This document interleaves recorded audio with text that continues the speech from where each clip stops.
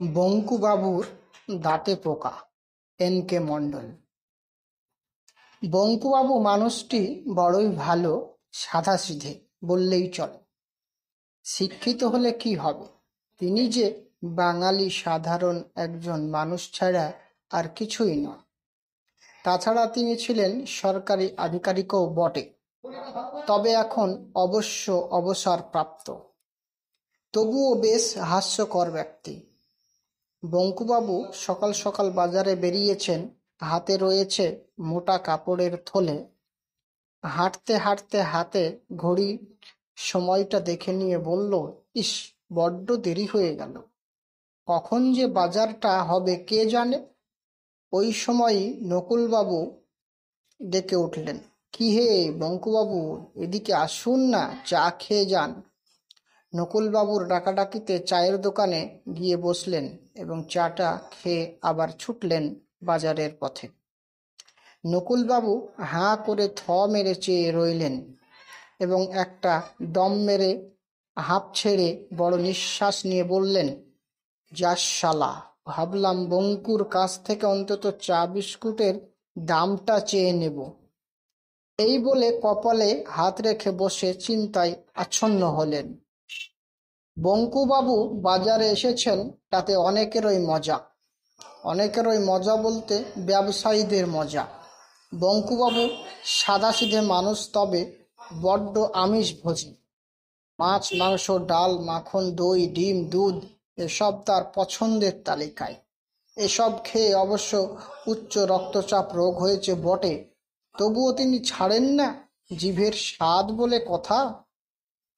বাজারে আজ বড়ই হট্টগোল, কিন্তু বাজারে ভালো বেচা কেনা নেই।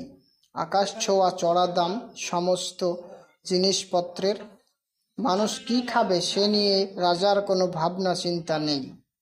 বঙ্কুবাবুকে দূর থেকে আসতে দেখেই মাংসের দোকানিরা চেঁচাতে শুরু করে দিয়েছে আগে থেকেই, বাবু এদিকে আসেন, বাবু এদিকে আসেন বলে।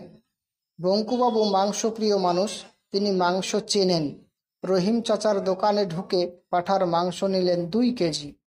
রহিম চাচাকে বিশ্বাস করেন বঙ্কুবাবু, তার কারণ তিনি একজন সাচ্চা মুসলমান।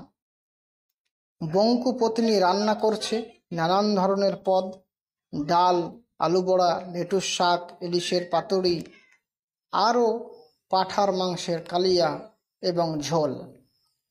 বঙ্কুবাবু ও গিন্নি ছাড়া সংসারে কেউ না থাকায় ওরাই সব কিছু। অবশ্যই সবই ঠিকঠাক চলছে, কিন্তু সর্বনাশ হলো বঙ্কুবাবুর মাংসের হাড় মাড়ির দাঁতে চিবোতে গিয়ে কড়াম করে মরাট হয়ে পটাং করে হুড়মুড়ি খেয়ে ভেঙে পড়ে গড়িয়ে পড়ল দাঁতখানা দুপুরের ভাতের থালায়। ও বাবা গো, মাগো বলে হঠাৎ করে নাচতে লাগলেন দাঁতের যন্ত্রণায়। তাড়াতাড়ি করে চিকিৎসকের কাছে গিয়ে যন্ত্রণানাশক ওষুধ খেয়ে সুস্থ হলেন এবং সুস্থ হওয়ার পরে বঙ্কুবাবুর মন খারাপ হয়ে গেল, কারণ তাকে শক্ত খাবার খাওয়া নিষেধ করেছে ডাক্তারবাবু কয়েক সপ্তাহের জন্য। পাঁঠার মাংস রান্নার কথা ভাবতে ভাবতে বঙ্কুবাবু মুষড়ে গেলেন।